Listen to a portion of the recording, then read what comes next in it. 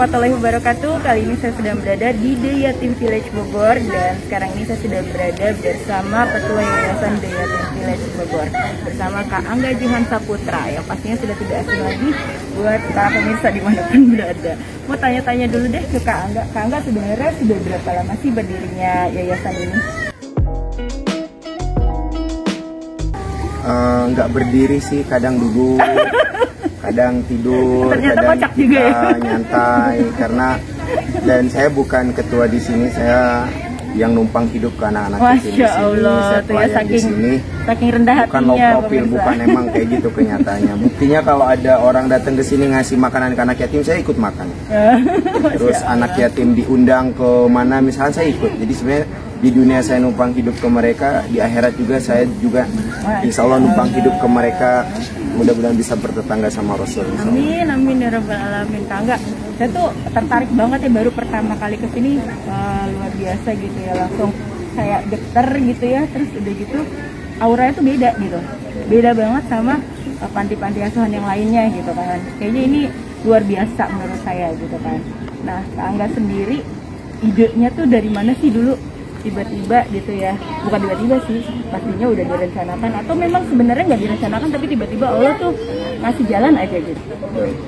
Iya, dari 2011 itu hampir 2 tahunan sampai 3 tahun saya keliling panti asuhan. Karena saat itu saya pengen berbagi tapi nggak punya uang gitu. Maka saya belajar ngedongeng, berbagi dengan anak panti di panti asuhan itu. Dari situ saya ngelihat bagaimana mereka diberi kehidupan, dipenuhin kebutuhan lahirnya, tapi kebutuhan batinnya enggak. Artinya mereka dikasih makan, mereka dikasih pakaian terbaik, tapi mereka ada satu yang nggak punya. Apa itu? Keluarga. Karena sebenarnya yang orang tuh boleh kehilangan apapun, tapi yang paling berharga adalah keluarga gitu. Nah, makanya kenapa anak yatim banyak yang mohon maaf di akhirnya depresi, di akhirnya lari ke jalanan, karena ketika ayah meninggal tidak ada keluarga di sekitarnya. Padahal sekalipun ayah meninggal, kalau keluarganya support, dia akan menjadi orang-orang yang hebat. Maka di tempat ini yang kita kedepankan adalah kekeluargaan. Kenapa di sini banyak ibu-ibu, banyak juga anak-anak yang masih balita, jadi range usianya tuh nggak rata. Di kamar itu juga 4-5 santri itu usianya beda-beda. Tujuannya biar mereka ngerasa ada kakaknya, ada ibunya, kekeluarganya yang kita angkat. Jadi kekeluarganya benar-benar lengkap gitu ya, ada ayah, ibu, kakak, adik, dan juga yang sepantarannya gitu ya. Kalau yang paling mudanya itu usia berapa kalau boleh tahu Pak? Bayi ada.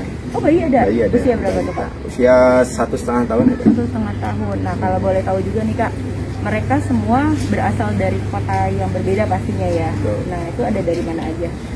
Dan saya kan di PPA ya, di Pola Pertolongan Allah, yang hampir setiap pekan ditugaskan ke berbagai daerah di Indonesia untuk memberikan training dan lain sebagainya.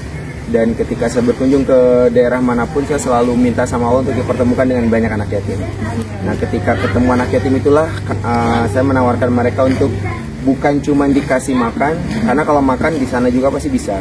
Bukan cuma disekolahin, tapi lebih dari itu. Mereka di sini menghafal Quran, mereka di sini dapat keluarga baru. Makanya yang di sini paling jauh ada yang dari Aceh, dari Ternate, dari Makassar, bahkan dari wilayah Bogornya sendiri nggak terlalu banyak. Oh gitu, jadi hampir di seluruh kota di Indonesia ya ada ya Kak ya? Mungkin dari Sabang sampai Merauke gitu ya. Ya, terus kegiatannya apa aja Kak kira-kira tadi? Kalau di sini mereka fokusnya menghafal Quran, tapi kita tetap bukan mengedepankan ya, artinya pendidikan formalnya mereka nggak ketinggalan. Makanya kita tetap mereka menghafal Quran di sini, tapi kita daftarkan sekolah formal di luar. Bahkan berapa santri kita ada yang sudah kuliah di Padang. Jadi tetap ya punya hak yang sama dengan orang-orang pada umumnya gitu kan. Apalagi istilahnya anak-anak itu kan harus diberikan edukasi atau pendidikan yang benar-benar layak untuk mereka, jangan sampai ketinggalan gitu ya Kak ya. Jadi di sini tuh nggak hanya belajar agama aja, nggak hanya harus menghafal Al-Quran aja, tetapi juga sama seperti anak-anak pada umumnya, sekolah formal seperti itu, dan sekolahnya pasti dekat-dekat sini dong ya Kak ya. Iya, tapi atau mereka guru ke sini? kalau dia terdaftar di sekolah tertentu, dan untuk pembelajarannya fleksibel. Oh, baik. Oke, nah satu hal lagi nih yang perlu kita tahu. Berapa banyak sih jumlah anak di sini yang tinggal, Kak? Oke, kalau tadi dilihat ya, rumah ini nggak terlalu luas sebenarnya. Hanya 4 rumah jadi satu rumah itu kurang lebih 100 meter kali 4, berarti kurang lebih 400 meter persegi. Kurang ya 400 meter persegi, termasuk rumah yang nggak terlalu besar kalau dihuni oleh hampir 150 anak gitu. Itu baru anaknya aja, ibu-ibunya kurang lebih ada 17, pengurusnya ada 30. Masya Allah. Jadi kurang lebih ada 200 penghuni di sini. Makanya saya bukan lulusan arsitek, tapi saya hanya mikir gimana caranya rumah yang kecil bisa muat dan gitu ya. bisa lega gitu ya. Pencahayaannya, udaranya itu yang saya perhatiin banget. Jadi di rumah ini, termasuk ini yang sekarang kita beli itu lantai 3-nya. Dan kenapa kelihatan luas? Karena 4 rumah jadi satu di lantai 3 ini. Ada rumah atap juga, ini sangat minimalis ya. Satu rumah atap itu ada yang 2 tingkat, ada yang 1 tingkat. Kalau yang 1 tingkat seperti ini, bawahnya buat kolako, atasnya kamar. Kalau yang 2 tingkat, atas bawah buat kamar. Dan satu kamar dihuni 4 orang. Ini unik banget ya pemirsa, kita lihat di belakang ini ya, kelihatannya kecil tapi di dalamnya bisa buat 4 orang gitu ya. Dan ini merupakan salah satu hal yang inspirasi banget buat kita semua pastinya ya. Dengan keterbatasan modal, tetapi Kak Angga bisa untuk membangun ini semua, dan niatnya juga karya Allah tentunya gitu kan. Nah Kak Angga, kalau boleh tahu juga nih, kira-kira apa sih yang sebenarnya lebih dibutuhkan sama anak di sini selain memang kekeluargaan sama keluarga?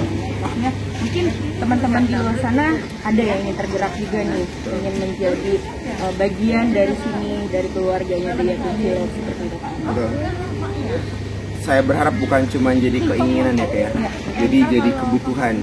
Kalau sama kayak kita sebagai orang tua tuh, kita sampai nyari nafkah siang malam demi memenuhi kebutuhan anak kita kan. Betul.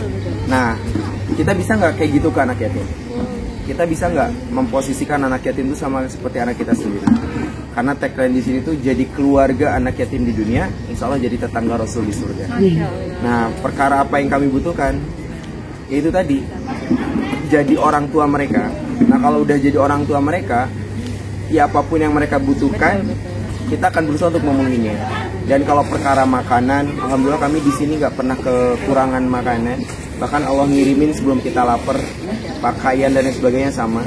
Tapi kalau yang teman-teman mungkin bisa ikut kontribusi, kalau makanan habis saat ini juga bisa beli, pakaian sobek saat ini juga bisa diganti. Tapi kalau tempat tinggal, itu yang benar-benar kami ikhtiarkan. Karena posisi kita tuh ada di tengah-tengah kota Bogor. Di sebelah sini Kebon Raya, di belakang Pasar Bogor, di depan sini terminal.